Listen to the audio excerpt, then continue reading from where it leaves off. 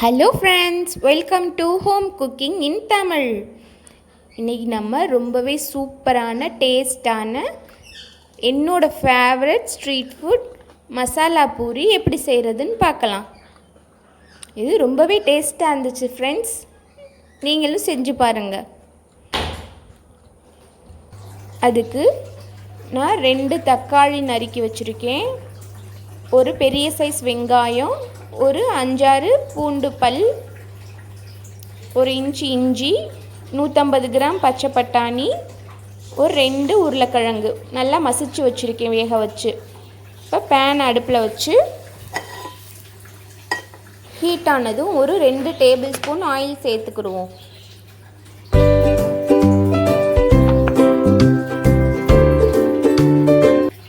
Oil heat ஆனதும் 2 துண்டு பட்டை, 2 கிராம்பு, ஒரு பாதி மராட்டி மொக்கு, அதுக்கப்புறம் கட் பண்ணி வச்சுருக்க வெங்காயம் சேர்த்து நல்லா வதக்கிக்கிடுவோம். வெங்காயத்தை பெருசாக தான் ஃப்ரெண்ட்ஸ் கட் பண்ணி வச்சுருக்கேன், ஏன்னா நம்ம மிக்ஸி ஜாரில் போட்டு அரைக்க தான் போகிறோம். வதக்கி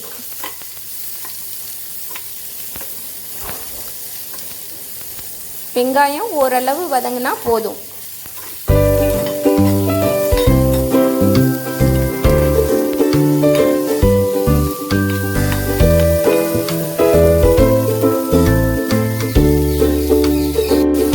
இந்த அளவு வதங்கினதுக்கப்புறம் பூண்டு, இஞ்சி, பச்சை மிளகாய் 3 சேர்த்துக்கிடுவோம். அதையும் சேர்த்து நல்லா வதக்கிக்கிறலாம்.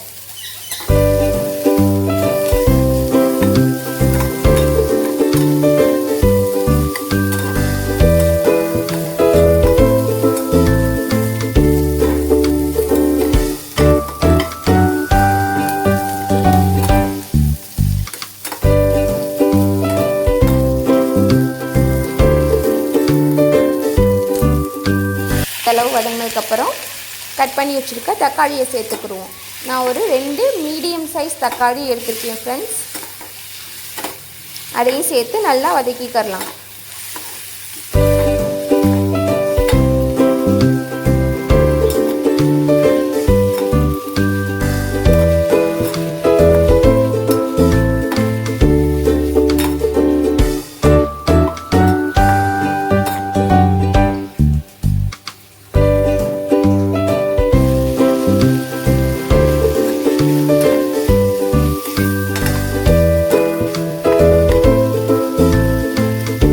வதங்கிருச்சு. அடுப்பை ஆஃப் பண்ணி கொஞ்சம் நேரம் ஆற விட்டு அரைச்சிக்கிடுவோம். அதுக்கப்புறம் ஒரு பேனை அடுப்பில் வச்சு 1 ஸ்பூன் அளவு ஆயில் ஊற்றி நம்ம அரைச்சி வச்ச விழுதை சேர்த்துக்கிடுவோம்.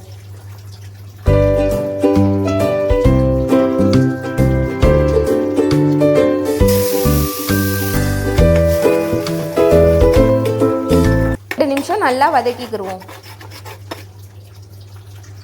அதுக்கப்புறம் தேவையான அளவு உப்பு, 1 ஸ்பூன் மிளகாய் தூள் சேர்த்து நல்லா மிக்ஸ் பண்ணதுக்கப்புறம் ஒரு 1/4 டீஸ்பூன் மஞ்சள் தூள், 1/2 ஸ்பூன் கரம் மசாலா தூள் சேர்த்துக்கிடுவோம்.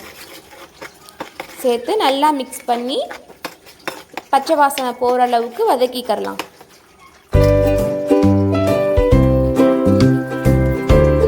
ஸ்பூன் சாட் மசாலா சேர்த்துருக்கேன் ஃப்ரெண்ட்ஸ், அது இல்லைன்னாலும் பிரச்சனை இல்லை.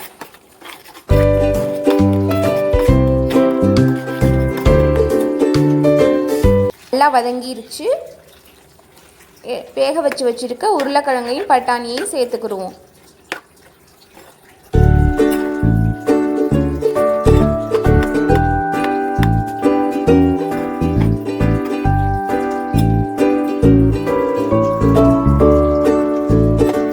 இப்போ மிக்ஸி ஜாரை கழுவி தண்ணி ஊற்றி தேவையான அளவு தண்ணி ஊற்றிக்கலாம் ஃப்ரெண்ட்ஸ்.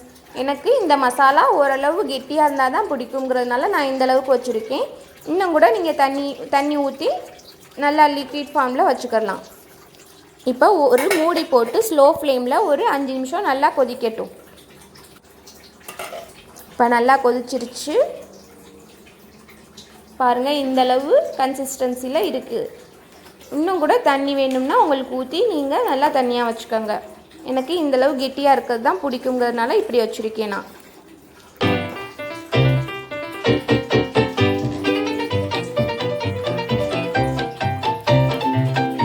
ஃபைனலாக கொத்தமல்லி தழை தூவி அடுப்பை ஆஃப் பண்ணிடலாம்.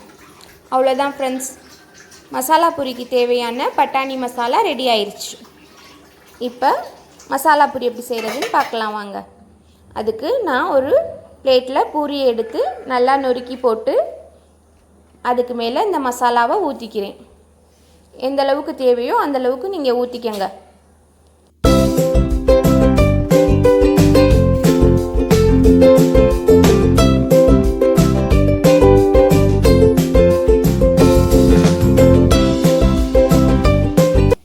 இனிப்பு சட்னி ஊற்றிக்கிறேன். 1 ஸ்பூன் அளவு ஊற்றிக்கிறேன்.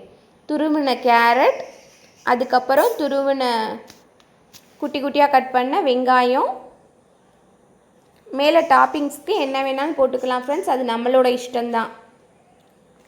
அதுக்கப்புறம் ஓமப்பொடி சேர்த்துக்கிறேன். ஓமப்பொடி ரெசிபி ஏற்கனவே நம்ம போட்டிருக்கோம் ஃப்ரெண்ட்ஸ், தேவைன்னா போய் பார்த்துக்கங்க. லிங்க்கு டிஸ்கிரிப்ஷனில் கொடுக்குறேன்.